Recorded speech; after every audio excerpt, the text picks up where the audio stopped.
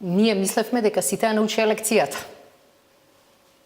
Ама ако нешто можеме да заклучиме од ваквите информации, е прво дека мафијата никогаш не се откажува.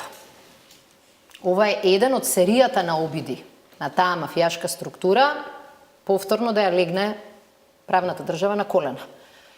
И сега морам да кажам, од една страна мафијата не се откажува, ама од друга страна сигурна сум дека мафијата и овој пат ќе биде поразена. Ќе ни треба малку време, предизвика кај сите нас нервози кога чувме.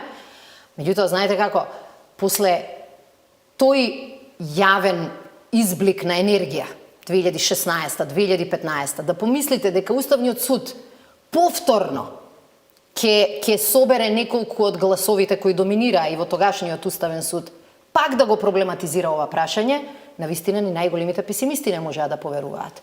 Според информациите, во собранието веќе е подготвено автентично мислење, кое го иницираат пратеници. Од СДСМ ја се надевам и другите дека ќе се приклучат и ние како влада силно ќе го поддржиме ваквиот развој на настаните. За сите правници со кои јас сум зборувала, не сакам јас сега тука да лицитирам како неправник, сите правници со кои сум дискутирала немале дилеми.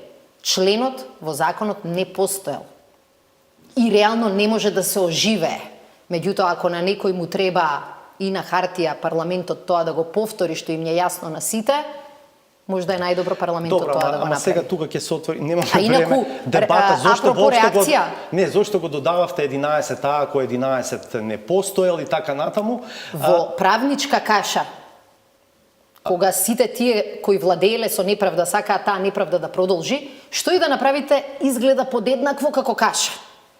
Нема лесни и, како да кажам, директни решенија. Ама дајте да излеземе од калта. И таа обврска има и Уставниот суд. Значи, не може да се чека извршната власт да ги реши сама проблемите кои се резултат на комплетни утки од страна на правосудството.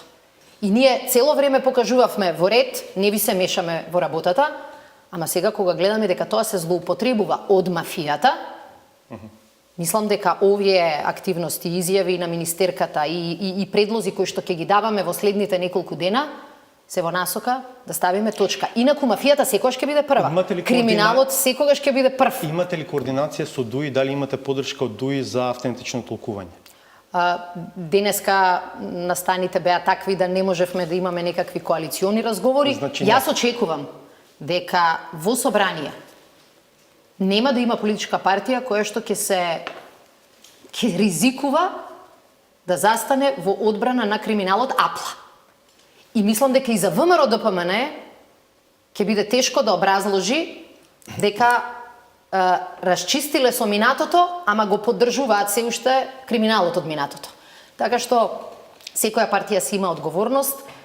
Мислам дека со вакви реакции во јавноста, со реакции кои што убедена сум ќе стигнат и од страна на Европската Унија, мислам дека никој нема да може да се коцка. И ги повикувам и пратениците да го направат тоа што јавноста и државата го чека од нас. Точка на криминалот.